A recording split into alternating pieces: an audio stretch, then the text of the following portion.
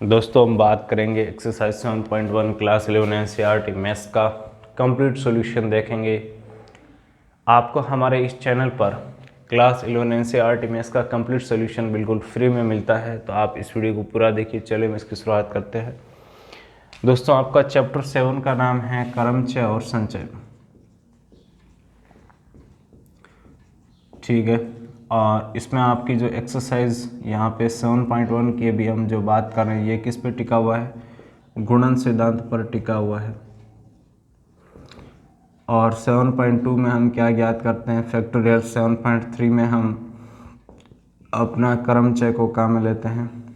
7.4 में हम अपना संचय को काम में लेते हैं। तो इस प्रकार से ये आपका क्या बनता है? पूरा चैप्टर बनता है और बहुत आसान चैप्टर है और इसमें आप पूरे में से पूरे नंबर ला सकते हैं। ये ऐसा मस्त चैप्टर है। तो यहाँ पर देखो अंक 1, 2, 3, 4 और 5 से कितनी 3 अंक की संख्याएं बनाई जा सकती है।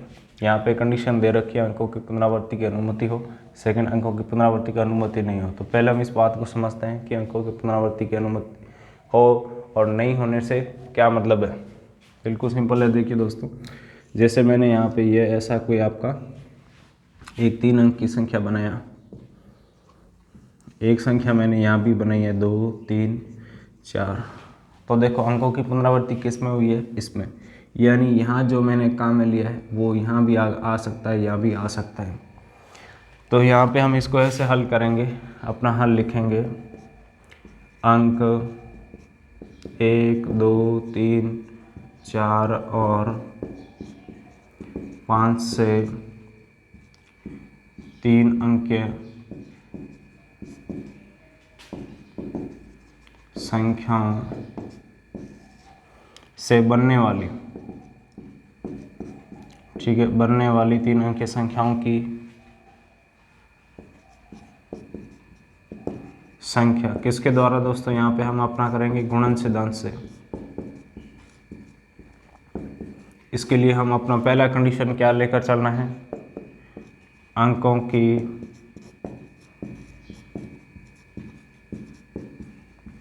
पुनरावृत्ति की अनुमति हो। ओके, तो इस समय देखिए आप इसको ऐसे समझिए, यहाँ पे आप 3 खाली स्थान बनाओ। आपके पास कितने अंक है? अंकों की जो आपको दिए गए अंक है उनकी कितनी संख्या? ये देखो 1, 2, 3, 4, 5। आपके पास कितनी है संख्या दिए गए अंकों की? 5 है।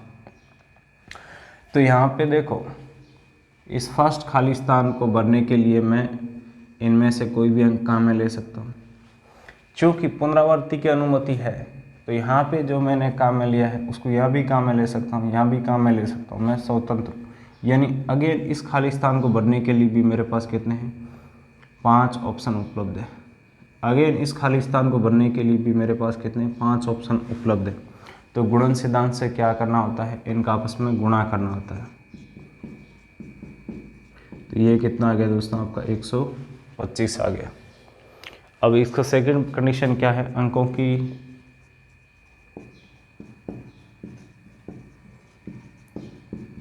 पुनरावृत्ति की अनुमति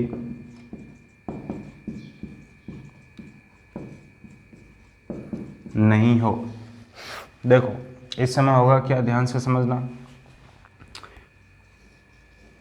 ये आपकी 3 अंकों की कोई संख्या बनानी है, ठीक है। ये किस से बनेगी? इन 5 अंकों से में से 3 अंक को लेके बनाना है, ठीक है। तो जैसे पहला खाली स्थान की मैं बात करूं तो यहाँ पे 5 में से मैं कोई भी काम में ले सकता हूँ। सपोज करो ये जो आपके 5 नंबर हैं, ठीक है, इनमें से मैंने यहाँ पे 1 को क्या किया है? काम में लिया है। क्योंकि ये क्या कह रहा है? अंकों की पुनरावृत्ति की अनुमति नहीं है। तो जिस अंक को मैंने इनमें से यहाँ पे काम में ले लिया है उसको दोबारा ना मैं यहाँ काम में ले सकता हूँ ना यहाँ काम में ले सकता हूँ, यानी वो क्या हो गया? मेरा कम हो जाएगा। तो अब वास्तव में इस खाली स्थान के लिए मेरे पास कितने अंक रहेंगे? ये खाली स्थान भरने के बाद अगले के पास कितने चुनाव करने के मौके रहेंगे? 4 मौके रहेंगे। उसके बाद जैसे माना ऐसे समझाने के लिए बोल रहा हूँ। हालांकि ये क्या होगा, आपका अलग अलग आएगा, ठीक है। मतलब जैसे यहाँ पे 1 भी आ सकता है, 2 भी आ सकता है, लेकिन वो जब यहाँ फिक्स हो जाएगा तो पीछे उसके पास कितने मौके रहेंगे, ऐसे समझो 4 मौके रहेंगे। अब सपोज करो यहाँ पे है जो मेरा 2 आ गया, ठीक है। अब अगले वाले के पास कितने मौके रहेंगे, 3। यानी आपका जब अंकों की पुनरावृत्ति की अनुमति नहीं होगी तो इस प्रकार से एक एक क्या होता जाएगा, कम होता जाएगा, ऐसे समझो, ठीक है। अब देखो यहाँ पे हुआ क्या, गुणन सिद्धांत से इनका गुणा करना है, ठीक है। 5 × 4 × 3, ओके। ये कितना होगा, 4 × 5 = 20 × 3, दोस्तों आपका यहाँ पे 60 निकल कर आया है, ओके। एक्सरसाइज 7.1 का क्वेश्चन नंबर 1 का भाग सेकंड, ओके। दोनों आंसर हमारे सही निकले हैं। अब हम बात करते हैं दोस्तों किसकी, क्वेश्चन नंबर 2 की, उसमें हमें क्या मिला है।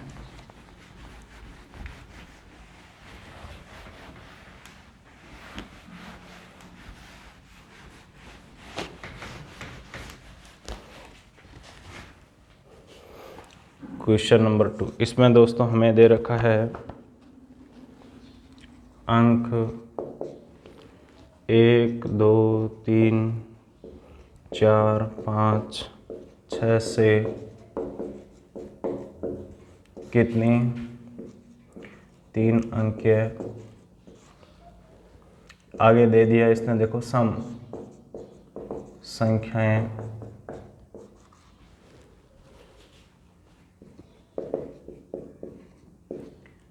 बनाई जा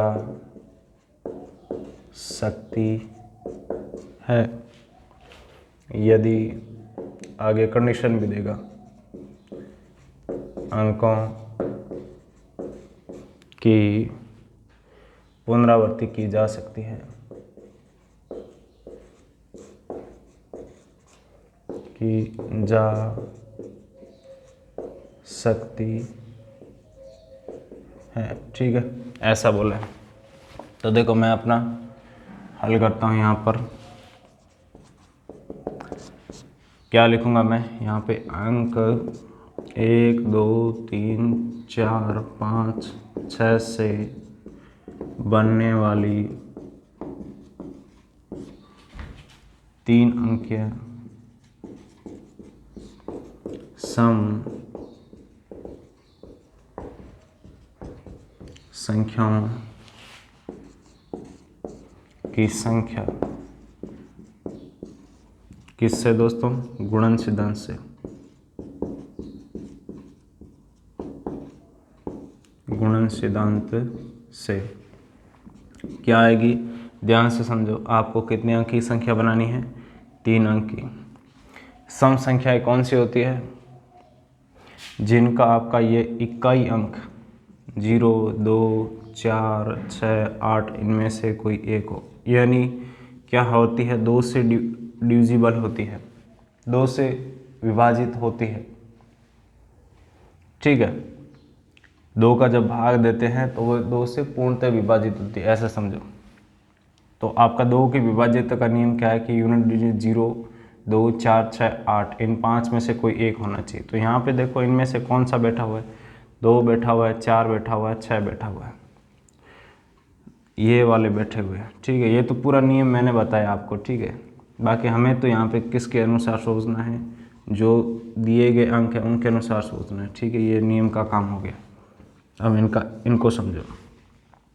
यहाँ पे इस अंक पर यानी इस स्थान पर आने वाला अंक कौन सा होगा, इनमें से कोई एक होगा, और ये कितने हैं, 3 है। यानी यहाँ पे मेरे पास चुनने के कितने तरीके हैं, 3 में से कोई एक, यानी 3 तरीके हैं, ठीक है।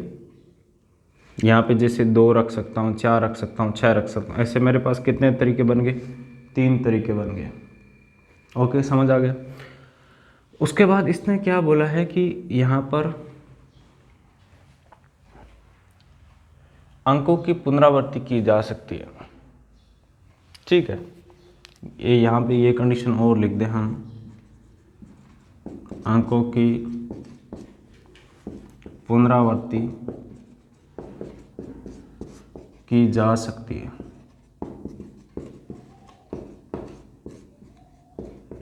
ठीक है, अंकों की पुनरावृत्ति की जा सकती है, ये चीज़ हम और लिख दें। ठीक है, तो हुआ क्या, मतलब क्या हुआ इस बात का कि मेरे पास कितने 1 2 3 4 5 6, तो यहाँ जो मैंने अंक कहाँ में लिया वो यहाँ भी ले सकता हूँ, यहाँ भी ले सकता हूँ, यानी जो 6 के 6 मौके वो यहाँ भी रहेंगे, यहाँ भी रहेंगे। ओके, इस कंडीशन के लिए तो रेस्ट्रिक्शन है, क्योंकि सम संख्या के अनुसार यहाँ पे मैंने डिसाइड किया है, जबकि यहाँ कोई इफेक्ट नहीं है सम संख्या का, यहाँ तो कोई भी आप अंक ले सकते हैं। तो वो अंक किन में से ले सकते हैं, 6 में से ले सकते हैं, क्योंकि पुनरावृत्ति की अनुमति, जैसे 2 यहाँ काम में ले लेते वो यहाँ भी उपलब्ध रहेगा। तो यहाँ पे जितने आपको अंकों की संख्या दे रखी है वो पूरी की पूरी यहाँ उपलब्ध है। कितनी संख्या दे रखी, टोटल आपको 6 संख्या दे रखी, तो 6 के 6 मौके यहाँ भी उपलब्ध है, 6 के 6 मौके यहाँ भी उपलब्ध है। गुणन सिद्धांत से इनका क्या होगा दोस्तों, गुणा होगा। तो ये कितना आ गया 36 × 3, 6 3 18, एक कैरी चला गया दोस्तों आपका 108 है जो इसका आंसर निकल कर आया है। और इसी के साथ देखो हम यहाँ पे लिख देंगे एक छोटी सी बात,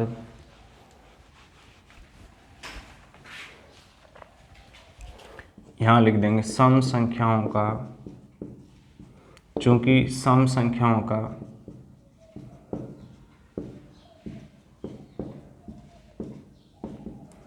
इकाई अंक 2 4 6 में से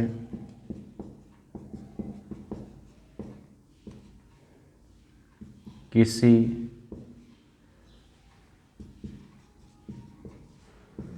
एक से बनेगा, किसी एक से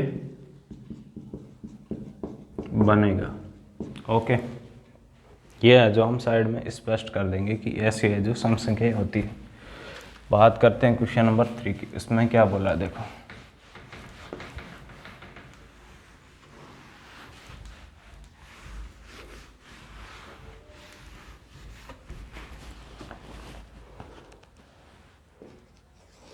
क्वेश्चन नंबर 3 ने बोला है अंग्रेजी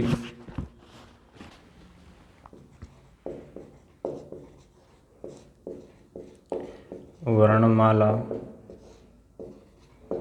के प्रथम 10 अक्षरों से कितने 4 अक्षर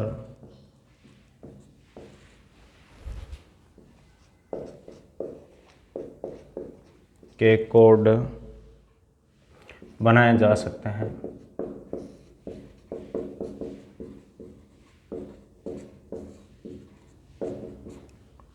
यदि अंकों की एक मिनट, यदि किसी भी अक्षर की पुनरावृत्ति नहीं की जा सकती, यदि किसी भी अक्षर की पुनरावृत्ति नहीं की जा सकती,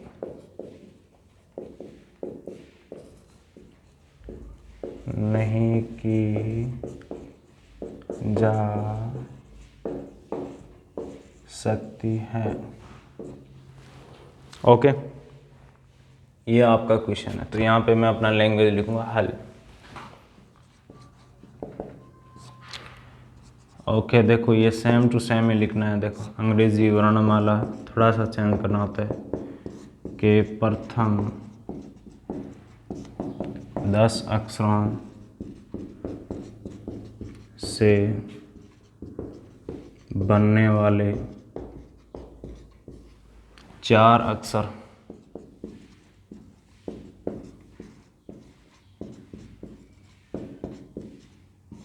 के कोडों की संख्या या कोड की संख्या, ठीक है, कोड की संख्या, कंडीशन लिखेंगे यदि किसी भी अक्षर की पुनरावृत्ति नहीं की जाती है, यदि किसी भी अक्षर की पुनरावृत्ति नहीं की जाती है, पुनरावृत्ति नहीं की जाती है। तो यहाँ लिखेंगे कौन सा सिद्धांत काम में लेने वाले दोस्तों, ये लिखना ज़रूरी है, इसी के नंबर है। तो गुणन सिद्धांत से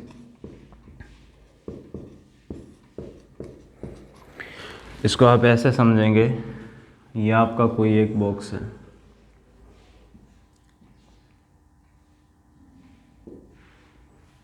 जिसमें मेरे को कितने 4 खाली स्थान दे रखे हैं, यानी क्या है, ये हमारा कोई एक 4 अक्षर का कोड बनाना है मुझे, जिसमें कंडीशन क्या है, 10 अक्षर में से कोई एक अक्षर मुझे काम में लेना है।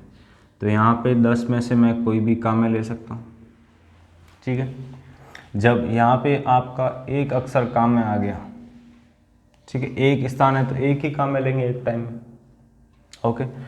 और इसकी पुनरावृत्ति की अनुमति नहीं है। जब एक यहाँ पे काम में आ जाएगा तो अगले वाले में कितने ऑप्शन रहेंगे मेरे पास, जैसे अभी मैंने आपको बताया था काट के, वैसे जो कर सकते हैं, ठीक है, 9 रहेंगे। यानी जब पुनरावृत्ति की अनुमति नहीं होती तो इस प्रकार से एक एक आपका कम होता जाएगा, ठीक है। और यहाँ 9 है, 9 में से देखो या यहाँ पे काम में लेने के बाद 9 ऑप्शन थे, 9 में से एक यहाँ काम आ गया तो आगे कितना बचेगा, एक कम हो जाएगा, उससे आगे एक और कम हो जाएगा। इनका मल्टीप्लाई गुणन सिद्धांत से करना होता है। तो 10 गुणा 9 गुणा 8 गुणा 7, ये हो गया दोस्तों आपका 9 8 72 मल्टीप्लाई 7 कितना 504 मल्टीप्लाई 10, इसके पीछे आपका है जो एक 0 आ जाएगा। ओके, बिल्कुल सही आंसर निकला है। तो क्वेश्चन नंबर है जो हमने 3 का सॉल्यूशन कर लिया है। अब मैं बात करता हूँ किसकी, क्वेश्चन नंबर 4 की। क्वेश्चन नंबर 4 ने हमें क्या बोला है,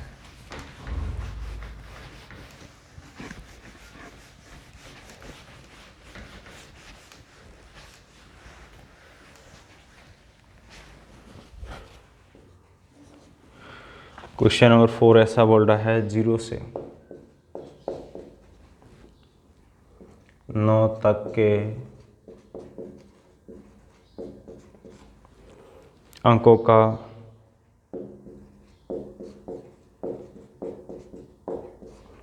प्रयोग करके कितने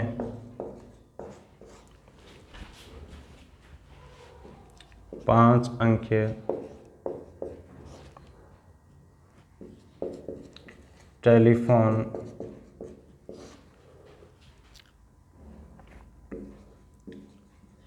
नंबर 5 अंकीय टेलीफोन नंबर बनाए जा सकते हैं,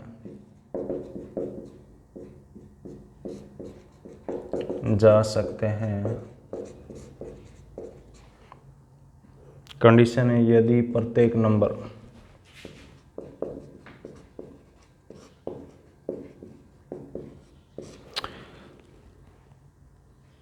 67 से प्रारंभ होता है,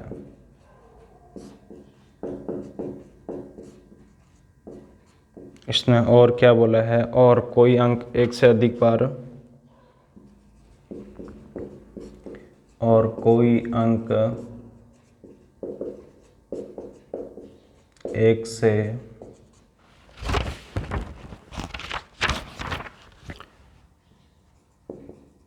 अधिक बार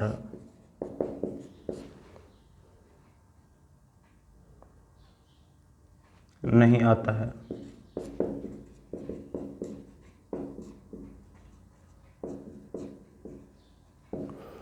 ओके, तो ये है हमारा क्वेश्चन नंबर 4। तो हम यहाँ पे अपना हल लिखेंगे, देखो डायरेक्ट हल लैंग्वेज लिखना है, 0 से 9 तक के अंकों का प्रयोग करके बनने वाले 5 अंकीय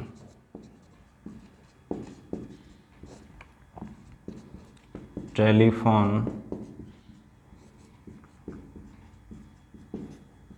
नंबरों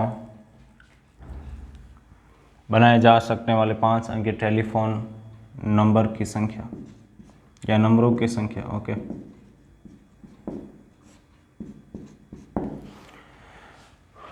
कंडीशन लिख देंगे,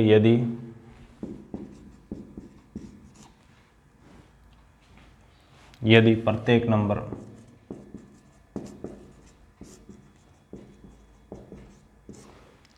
67 से प्रारंभ होता है, 67 से प्रारंभ होता है और कोई अंक 1 से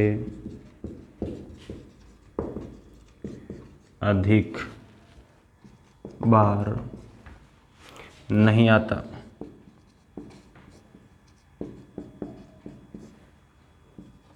ठीक है। तो हम लिखेंगे गुणन सिद्धांत से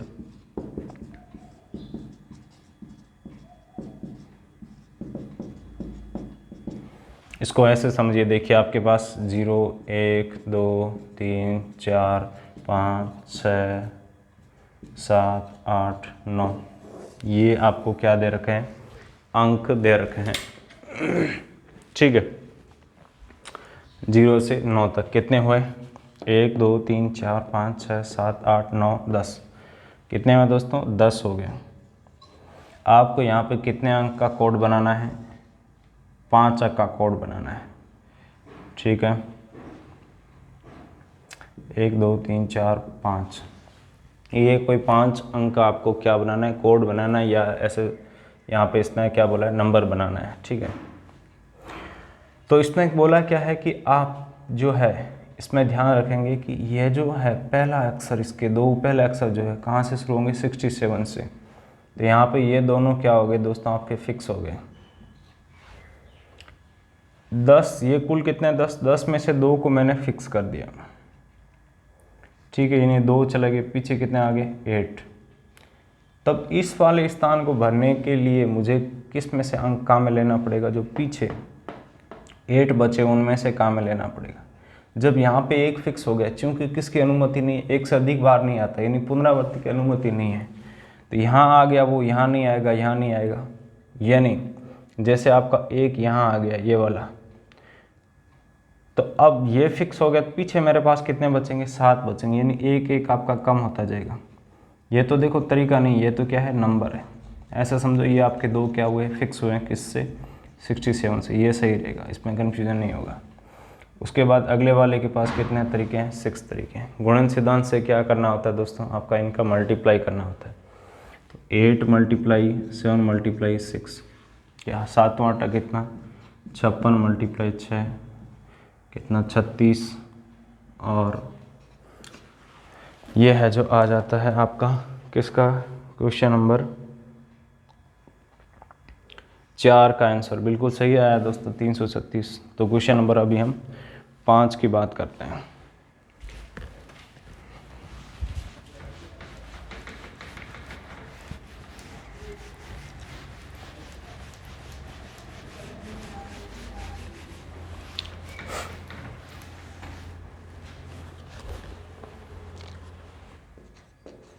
क्वेश्चन नंबर 5 में क्या बोला है, एक सिक्का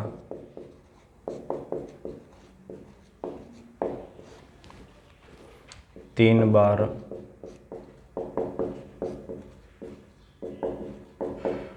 उछाला जाता है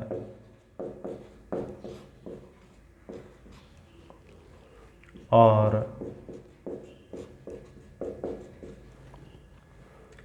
परिणाम अंकित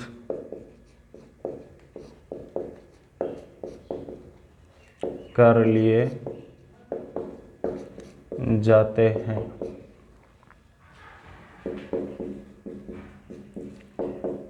परिणामों की संभव संख्या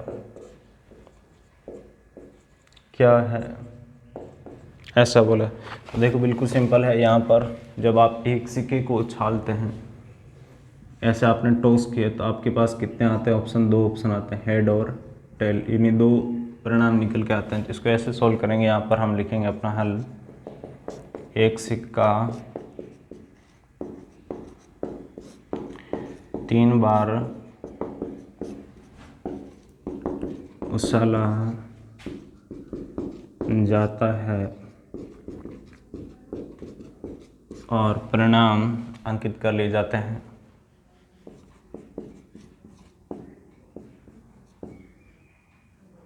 परिणाम अंकित कर लिए जाते हैं।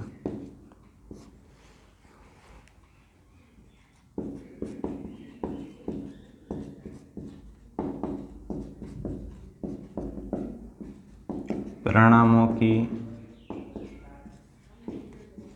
संभव संख्या,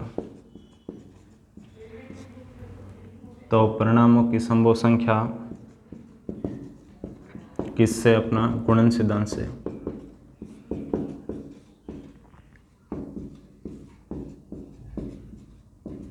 देखो आपका ये कोई 3 स्थान है, यहाँ आपने क्या किया, सिक्का उछाला, कितने आए आपके पास, कितने में से यहाँ आपका रिजल्ट आने की संभावना है? 2 में से। एक सिक्के को एक बार उछालते हैं तो कितना, 2 आपके 2 परिणाम आने की संभावना रहती है, हेड या टेल। तो यहाँ पे आपका हेड भी आ सकता है और टेल भी आ सकता है, यानी आपके पास कितने हैं? 2 मौके। अगेन दोबारा उछाला तो वही 2 रहेंगे, अगेन दोबारा उछाला तो वही 2 रहेंगे। गुणन सिद्धांत से क्या करना होता है? इनका आपस में गुणा। ये कितना आ गया दोस्तों? आपका 8 निकल कर आया है। ठीक है, तो इस प्रकार से ये क्वेश्चन आपका सोल्व हो गया। बात करते हैं अगले क्वेश्चन की।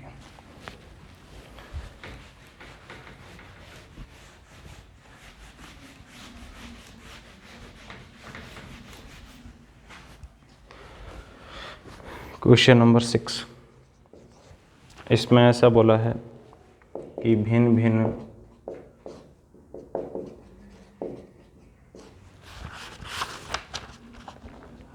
भिन्न रंगों के 5 झंडे दिए हुए हैं।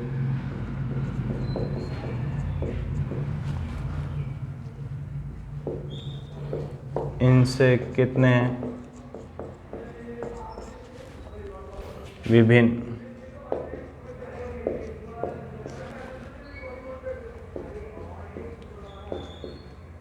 संकेत बनाए जा सकते हैं यदि प्रत्येक संकेत में 2 झंडों एक के नीचे दूसरे के प्रयोग की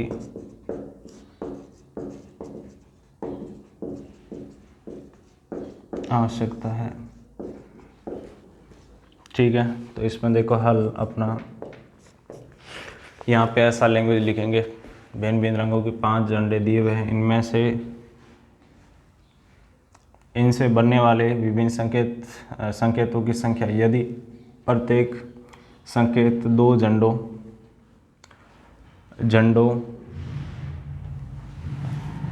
एक के नीचे दूसरे के प्रयोग की आवश्यकता है। हाँ, प्रत्येक संकेत में 2 झंडों एक के नीचे दूसरे के प्रयोग की आवश्यकता है। तो आपका यहाँ लिखेंगे, ये लैंग्वेज लिखने के बाद गुणन सिद्धांत से। ठीक है, थोड़ा फास्ट कर रहा हूँ इस क्वेश्चन को। देखो गुणन सिद्धांत से आपका क्या आएगा, आपके पास देखो ऐसे संकेत उत्पन्न करने हैं, 5 झंडे हैं, एक झंडा इनमें से यहाँ काम में लेना है। तो आपके पास यहाँ कितने में से आप काम में ले सकते हैं? एक झंडा 5 में से। जब एक झंडा यहाँ पे काम में ले लिया है तो ये स्पष्ट कह रहा है कि प्रत्येक संकेत में 2 झंडों की आवश्यकता पड़ती है। आपके पास झंडे कितने हैं? 5 झंडे। जब एक यहाँ पे काम में ले लिया, फिजिकल सोचो आप, आपके पास 5 पेन है, एक पेन को यहाँ पे रख दिया, पीछे कितने पेन बचेंगे? 4। तो आपने एक झंडा यहाँ पे काम में ले लिया है, पीछे कितने बचेंगे? इस स्थान के लिए 4 झंडे बचेंगे। ओके, एक के नीचे दूसरे झंडे को, दूसरे झंडे मतलब वो सेम झंडा नहीं आएगा, दूसरा कोई झंडा लेना पड़ेगा, यानी क्या नहीं है? पुनरावृत्ति की अनुमति नहीं है। तो इनका आपस में गुणन सिद्धांत से क्या करना होता है? गुणा करना होता है। ये कितना आ गया आपका? 20। तो इस प्रकार से दोस्तों है जो आपका एक्सरसाइज 7.1 का हमने कंप्लीट सॉल्यूशन देखा। वीडियो कैसा लगा नीचे कमेंट कर बताएं। अन्य वीडियो देखने के लिए दोस्तों चैनल की प्लेलिस्ट पर विजिट करें। ये चैनल स्पेशली क्लास 11 को ही डेडिकेटेड है, जिसमें क्लास 11 को आपका कंप्लीट सॉल्यूशन बिल्कुल फ्री ऑफ कॉस्ट मिलता है। चलिए आज के लिए इतना काफ़ी है। धन्यवाद।